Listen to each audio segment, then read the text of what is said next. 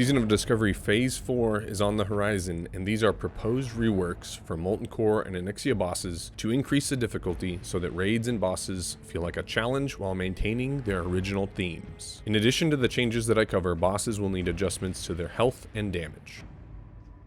Lucifron. Lucifron now has 4 adds. This was a change made in Season Mastery that I think fits well. Lucifron's Shadow Shock ability now targets the player with the highest threat and applies a debuff that increases shadow damage taken by 50%. If hit with the ability again, it will stack and refresh the cooldown. The debuff timer is 2 seconds longer than the cooldown on Impending Doom. Lucifron and their adds now have a frontal 180-degree cleave with all melee attacks. For each add that is alive, Lucifron gets a buff that increases Lucy's health pool by an amount equal to the health pool of an add. Killing an add removes a stack of the buff. Killing all adds removes all buffs. Flamewaker Protectors, Lucifron's adds. Again, 4 total adds, and they have a frontal cleave along with Lucifron. The Flamewaker's mind control ability has been adjusted. It is no longer based on proximity, and it can no longer be dispellable. It now functions in the same way that Kel'Thuzad's mind control does. Magmadar. Magmadar now casts Conflagration on the highest threat target, applying a dot that does AoE damage to that player and anyone within 5 yards. It also removes all threat that player has generated. Magmadar's Frenzy buff increases attack speed by 100%, and it never falls off on its own. It can stack, and each stack counts as an individual buff. Frenzy is casted by Magmadar every 8 seconds, and Tranquilizing Shot removes 1 charge of Frenzy. Magmadar's Magma Spit ability shoots a fireball at a random player that then leaves fire on the ground. The initial fireball and any damage taken from fire on the ground applies a ticking damage debuff that stacks, and taking damage refreshes the debuff and adds a stack. Magmadar's Panic range is increased to 100 yards. Gehennas. Gehennas now has 4 total adds. Gehennas' Rain of Fire now only targets players with mana bars, and the Rain of Fire lasts for 20 seconds. Gehennas' Shadow Bolt fires at 5 random raid members. If there isn't at least 1 add within 5 yards of Gehennas, then Gehennas will become enraged and deal 100% increased melee damage and 100% increased damage with the Shadow Bolts, and Gehennas will begin casting the stun that the adds have every 8 seconds. Similar to Lucifron, Gehennas receives a buff for each add that is alive that increases Gehennas' health pool by an amount equal to the adds. Killing the adds removes one of the buffs, killing all adds removes all of the buffs. Flamewaker, Gehennas adds. There are 4 total, and they do a 4-second stun AoE around them with a 10-yard range every 12 seconds. Garr. For every 10% of life that Garr loses, if a Firesworn add has not been killed, Garr will force the lowest life Firesworn to explode. So at 90%, if 8 adds are alive, Garr will blow one up.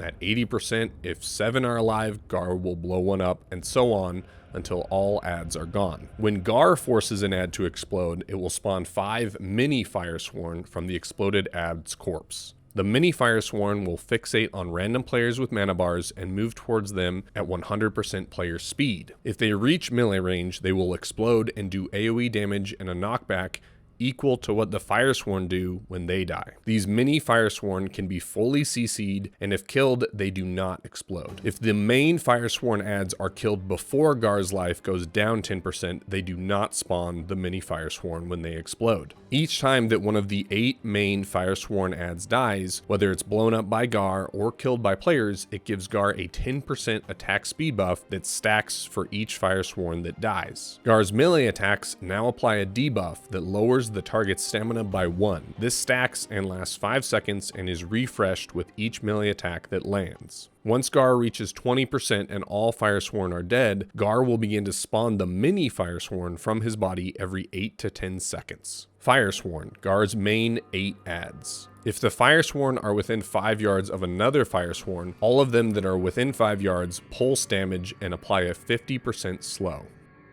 Baron Geddon. Similar to the Season of Mastery version, multiple players are targeted by the Living Bomb at a time. With the raid only being 20 players, it should likely only be 2 players targeted at a time. When players with the bomb explode, they leave a permanent fire patch on the ground where they blew up. When Baron does the pulse AoE, after the final pulse, it leaves a permanent fire on the ground the size of the pulse AoE. The highest threat player is regularly targeted by a melt armor ability that is a debuff that lowers the target's armor by 10% and stacks, and it refreshes each time it is cast on them. Shazzrah. Similar to Season of Mastery, every 10 seconds Shazzrah will generate a non-targetable clone of itself in its current location that casts Arcane Explosion every 2 seconds. At 75, 50, and 25%, Shazzrah begins channeling and all the clones move to and combine with Shazzrah. The clones move at 85% player speed and they continue to Arcane Explosion as they move into Shazzrah. While this channel is happening, Shazzrah takes increased physical damage and reduced magic damage. Once all the clones have reached Shazzrah, Shazzrah will receive a damage buff, increasing its damage by 100% for the next 10 seconds. Shazzrah no longer has the Deaden magic ability. It is now a debuff on each individual player that causes all of their spells to be reflected. The only way to remove the buff is to be hit by Shazzrah or a clone's Arcane Explosion. Sulfuron Harbinger. Sulfuron's Inspire buff increases the armor and cast speed of the Flamewaker priests. This buff can be removed with Purge, Dispel, Cleanse, and Tranquilizing Shot. Sulfuron now has the Dark Strike ability that his adds used to have. It turns his next auto attack into a shadow damage attack that also applies a dot that will refresh and stack if hit with Dark Strike again. Flamewaker Priest, Sulfuron adds. The Flamewaker Priests will chain cast their abilities in favor of melee attacking. Healing is their priority. They will melee attack if locked out of all spell schools. They will prioritize heal, and then Immolate and Shadow Word Pain will be cast if they are locked out of healing. Golemagg. If the two dog adds on Golemagg are too close to one another, they will receive the Enrage buff, similar to the one they receive if they're too close to Golemagg. If there are not at least 5 players in melee range of a dog, that dog will enrage the same way. Players in melee range of the dog adds will receive a stacking debuff similar to the one that Golemagg has, but unique to each dog. Golemagg no longer does his Fire Blast ability on random players. Instead, Golemagg will hurl a flaming boulder at a random player location. It will knock back and damage any player that's hit by the boulder. Majordomo Executus.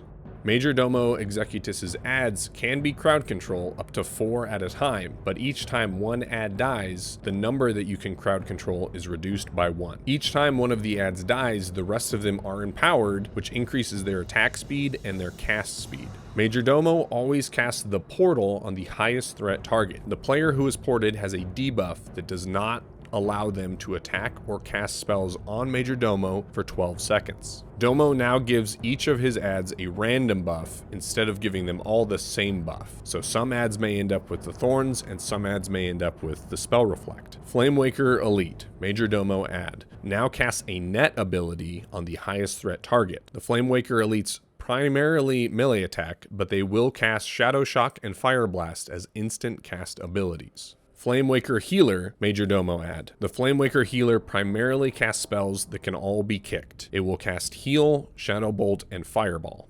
Ragnaros. The Wrath of Ragnaros ability now applies a debuff to all players that it hits, which makes players take 100% of the damage that they deal for the next 6 seconds. Ragnaros now always submerges at 65 and 30%. After emerging from the first submerge at 65%, Ragnaros will begin calling down meteors at player locations who have mana bars. Any player hit by the meteor will take damage and be stunned for 3 seconds. After emerging from the second submerge at 30%, Sons of Flame will continue to spawn every 8 to 10 seconds for the rest of the fight. Onyxia.